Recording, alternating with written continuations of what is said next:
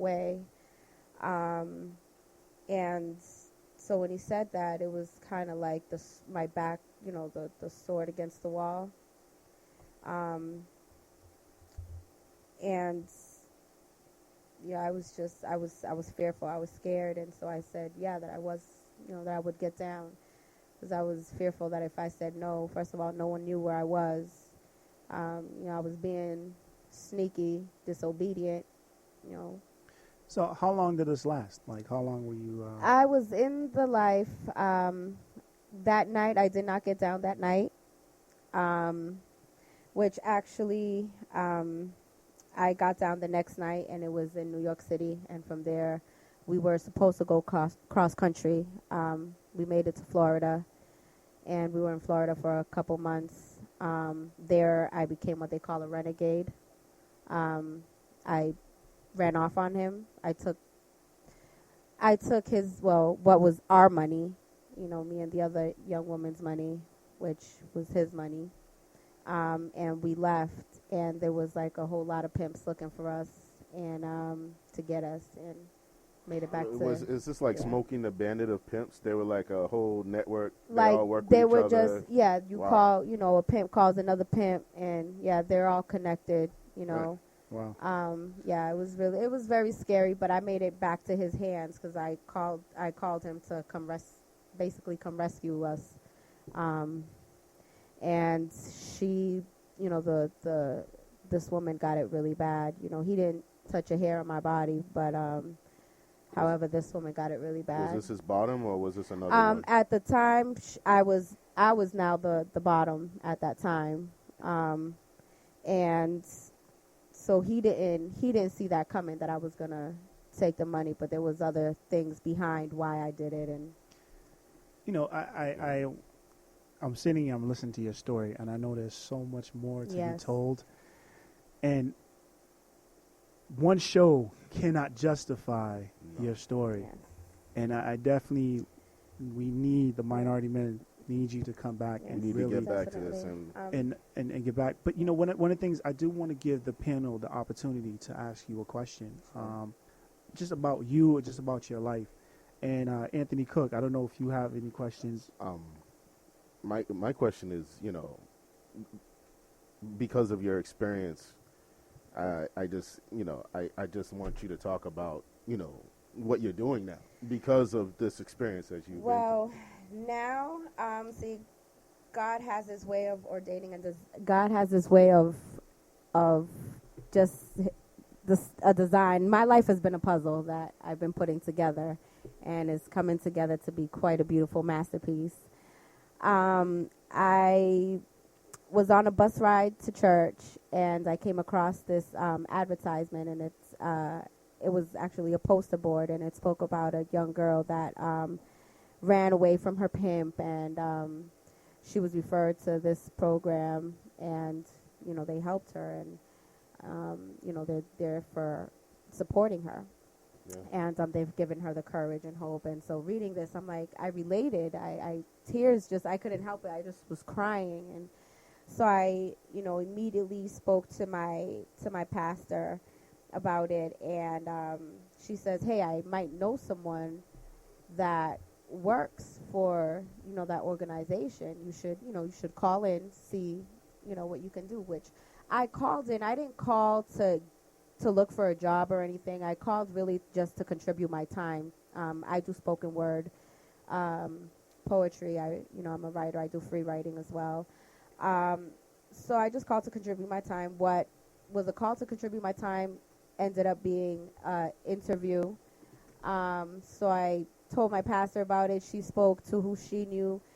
And so happens that this detective works in the same unit, the same building that I work in now. So I work now for this organization. It's wonderful. It's My Life, My Choice.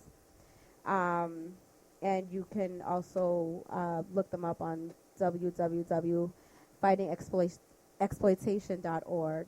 Are they based in Boston?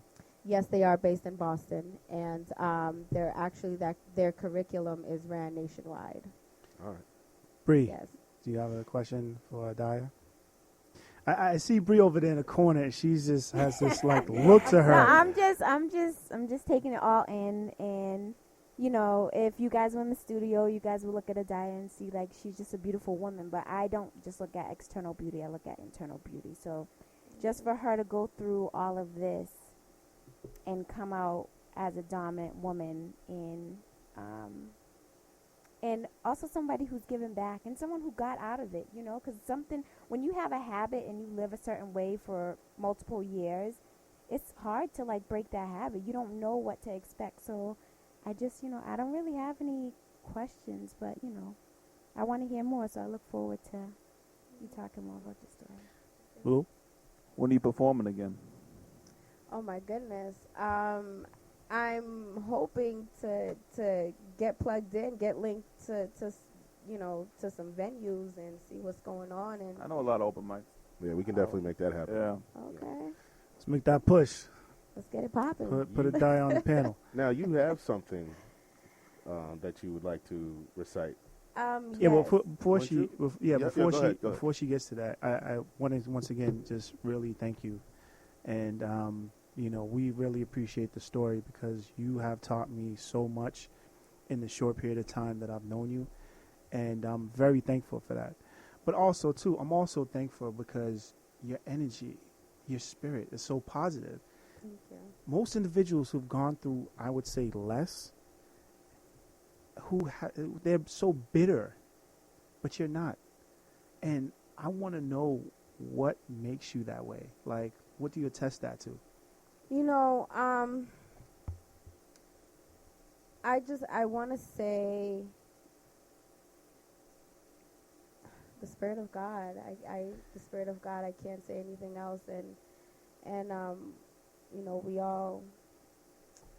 Oh my goodness. Again, I'm not religious. I'm very spiritual and very.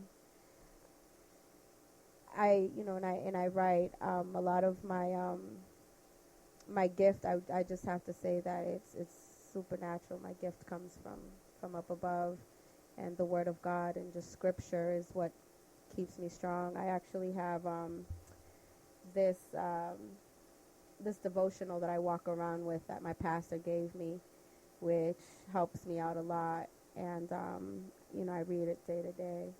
So that's, I read devotionals and I read scriptures a lot. And just also looking at what I do have, and just grateful and thankful of life and my child. My daughter is really what keeps me going. And I'm just reminded every day that she's the reason why I do what I do. And, because I was a mother that was in the life. I was a teen mom in the life. I had a child with a pimp, So it's been very difficult. It's been a very hard journey, but it's been possible due to the grace of God. So, Anthony Cook, you was going to ask her to something? No, just, I'm looking forward to... she was going to read something. Yeah, okay. I'm looking forward to that, yes. So what I have here is called The Devil is a Liar. Many thoughts run through my brain, words wanting to escape, by the motion of my hand, freely escaping into a far dimension, where I could feel and express my inattention. On this paper I shall confess my emotional trauma and into depth. As a child, I wondered, was I the only one?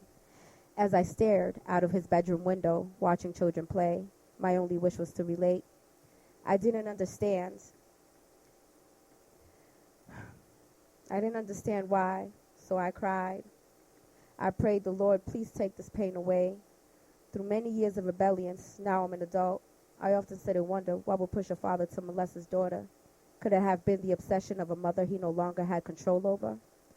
Or could it have been the devil taking his mind over?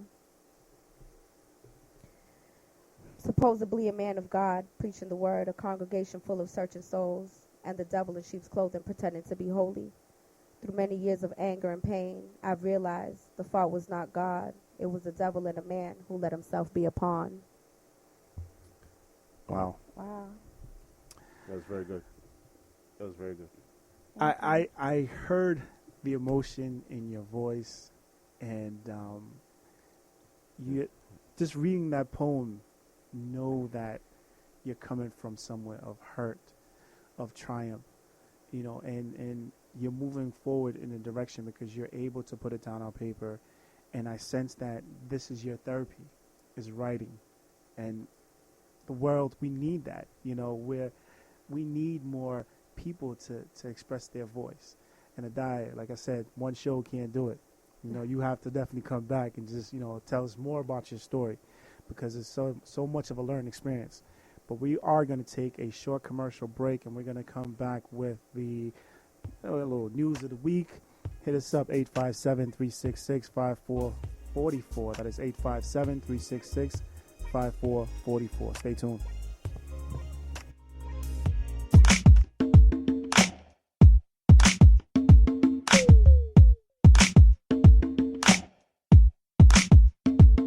Called you hot girl, sweet thing, and gold digger. I called you chicken head and shouty or hated thickums. I've been disrespecting you with the same old lame excuse that I've been talking this way for so long, girl. But that don't make it right to call you dime piece, my jump off, or my baby mama. I called you the B word, the H word, or anything else I wanna. And the sad reality is you don't hear this just from me. It's everywhere you go all day long, girl. And that's just wrong, girl. So from now on, I'll only call you beautiful. Beautiful from head to toe, you are, yeah. Beautiful. Best to best and mother hands of God, yeah. Beautiful. Even though your life gets hard, it's always let you know what you are.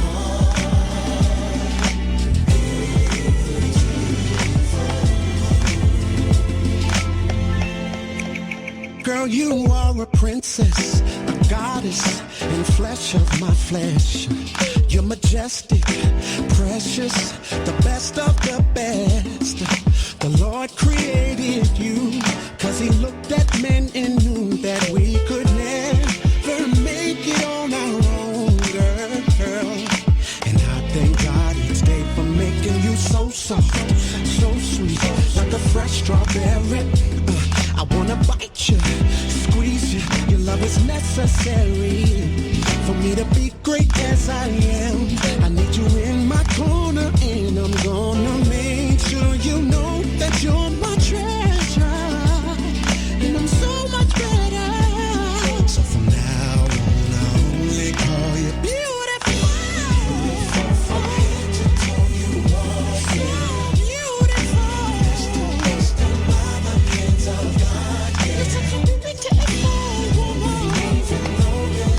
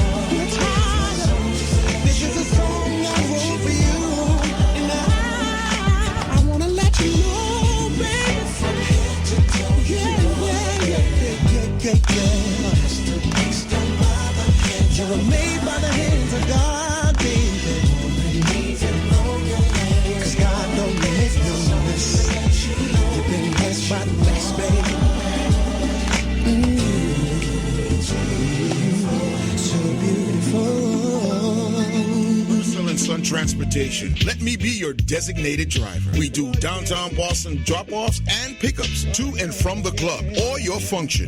Let us be your designated driver. For